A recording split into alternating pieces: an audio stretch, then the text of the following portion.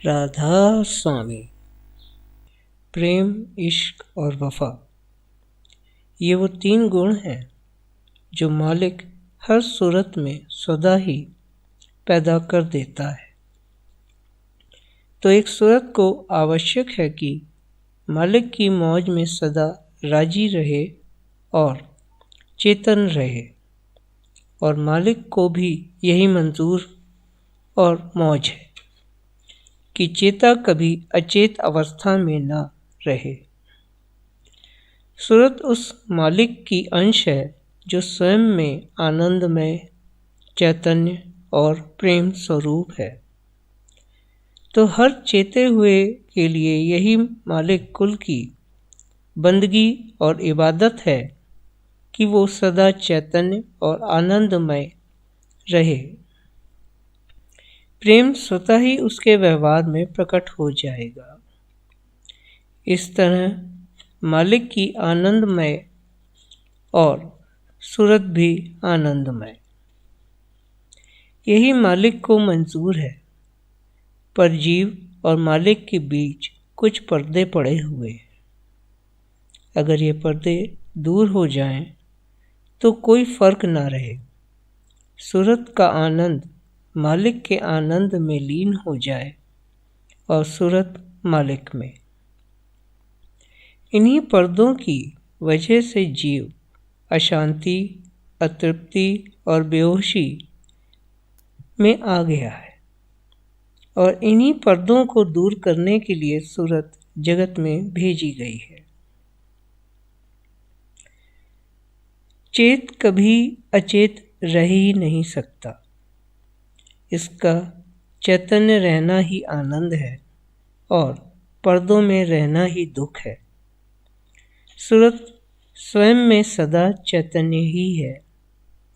माया की जड़ता के कारण ही थकती और नींद में है, वरना तो कभी ना सोए।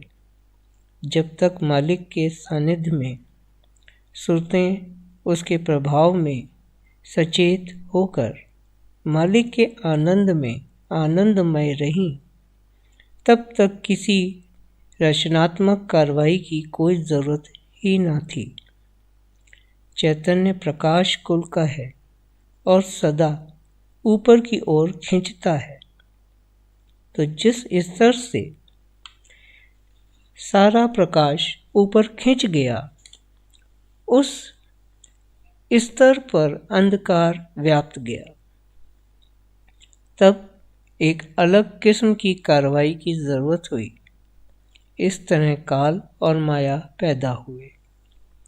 प्रकाश के ऊपर की ओर खिंचाव की प्रक्रिया में जो चैतन्य ऊपर न खींच सका और नीचे छूट गया, वह अपने से नीचे के चैतन्य की देह होता गया।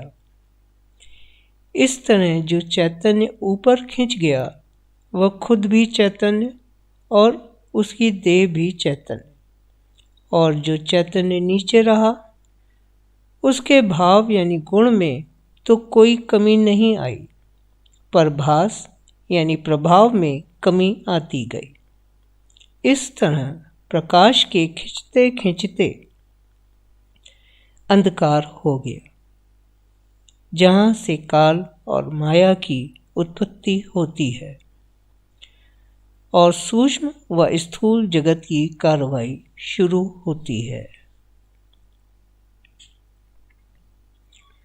प्रेम, इश्क और वफा सूरत के खास गुण हैं, और वह सदा चैतन्य, सत्य और आनंद स्वरूप है। जितने भी दुख सुख हैं, वो तन और मन के हैं। सूरत तो सदा चैतन्य गुण ही गाती है, पर मन शिकवा शिकायत करता है, शक शुबहा करता है, भ्रमित होता और शंका करता है। खुद दोष करके दूसरों पर मढ़ देता है, जैसे बर के छत्ते में खुद ही हाथ डाले और दोष बर पर कि उसने काट लिया। अतः सूरत को आवश्यक है कि सचेत रहे, और मालिक को भी यही मंजूर है कि सूरत कभी अचेत अवस्था में ना रहे। सूक्ष्म और स्थूल जगत की कार्रवाइयों में काल और माया की ताकतें पूरी लीनता से लगी हुई हैं। तो जो सूरतें रूहानी रचना के वक्त चेते में ना आ सकी, उनको चेते में लाने के लिए काल और माया के मेले में भेज दिया गया कि अगर और किसी तरह से ना सही तो जगत का तमाशा देखकर ही सही, पर जागती तो रहे, क्योंकि अगर जागती रहेगी तो कभी न कभी हित की बात सुन ही लेगी। पर अगर जागती ना रही तो किस से कहें और कौन सुने। देह में सारी खटपट 6 चक्रों की है, और मन तो है ही नटखट, ऊपर से माया महाठगनी। मैं कहता हूँ मन तो नटवा नाचे रे, माया ठगनी हासे रे। तो मन तो जीव को एक नट की तरह नचाता ही रहता है, और माया उसे ठग ठग के हंसती है। जगत में जीव का हाल तो यह है कि विकारों की अग्नि में तो 8 पहर जागता रहे, पर यदि प्रेम अंग जगाओ तो कठिन हो जाता है। पर देखा जाए तो यदि जीव में यह विकार भी ना जागते तो वह अचेत होकर अंधकार में ही रह जाता और कभी भी चेत ना पाता। आग लगाने का काम उन्हीं से लिया जाता है, क्योंकि आग लगाने का काम इन्हीं जीवों से लिया जाता है। जहाँ आग ही ना हो वहाँ शीतलता कहाँ से आएगी। इस तरह संत जीव को साधने से पहले जगत में थका देते हैं,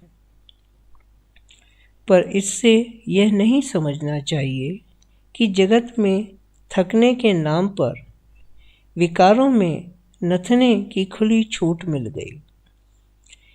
यह बात कभी नहीं भूलनी है कि जो कर्म किए हैं उनका फल भुगते बिना उद्धार का मार्ग कभी ना खुलेगा, और जितना यह मन जिद करके सुख के पीछे भागेगा उतना ही दंड भी कमाता जाएगा।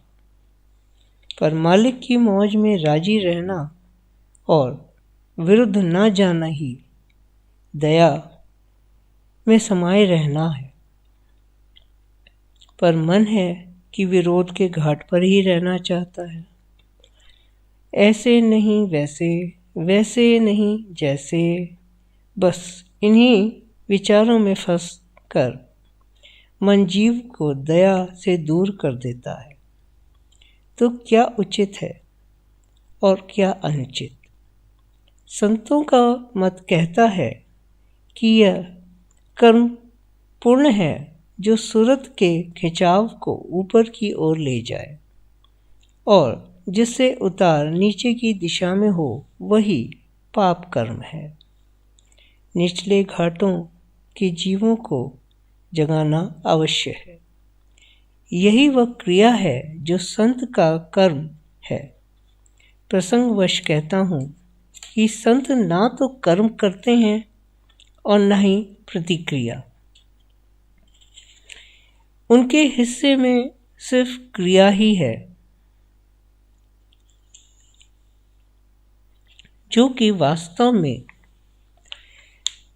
दयाल की आज्ञा से होती है। तो जो एक बार जाग गया वो फिर कभी ना सोएगा। मालिक की ऐसी ही दया, मेहर और मौज है। जीव को पहले उतारा गया कि उसे चढ़ाया जा सके, और अब चढ़ाया जाता है। पहले जीव पाप की आस करता था, फिर त्रास में तपता, और तब जग से निराश होकर मालिक की आस में जागता है। जब आया तो पाया कि जगत में तो भीड़ लगी है। मालिक के नाम का उपदेश चाहने वालों का ऐसा रेला चला आता है, साथ में ठेला और मेला भी, पर हुक्म मानने को कोई तैयार नहीं। हो भी कैसे, जब देने वाला ही कोई नहीं, तो दे तो वही ना जिसके पास हो। यही कारण है कि 5 नाम के उपदेश के वक्त 5वें नाम के स्तर पर सब डगमगा जाते हैं और कुछ का कुछ। तो जब नाम सच्चा ना मिला तो धाम भी सच्चा ना मिलेगा।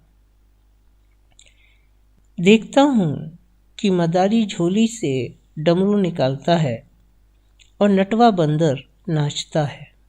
डमरू बंद तो नाच भी बंद। लुटा पिटा नटवा फिर एक कोने में दिशाहीन अगले डमरू के इंतजार में। वास्तव में हुक्म मालिक का मांगने और लेने वाला कोई नजर नहीं। जिसको हुक्म दिया जाए सभी बस नाचने में ही मगन है। दरअसल हम सभी मन के घाट पर बैठे हैं। जो वास्तव में संत सद्गुरु प्रकट हो तो वो भी जीव को उसके भौतिक बंधनों और आत्मिक स्थिति के अनुसार ही उपदेश करते हैं। आमतौर पर सीधे हुक्म नहीं थमा देते। जीव की हालत जगत में इस कदर बिगड़ चुकी है कि माया की मिलावट तो उसे भली लगती है, पर सत्य को सच में सह पाना उसे कठिन हो जाता है। रसातल में रस मालूम पड़ता है और हितकारी बैरी। राधा स्वामी।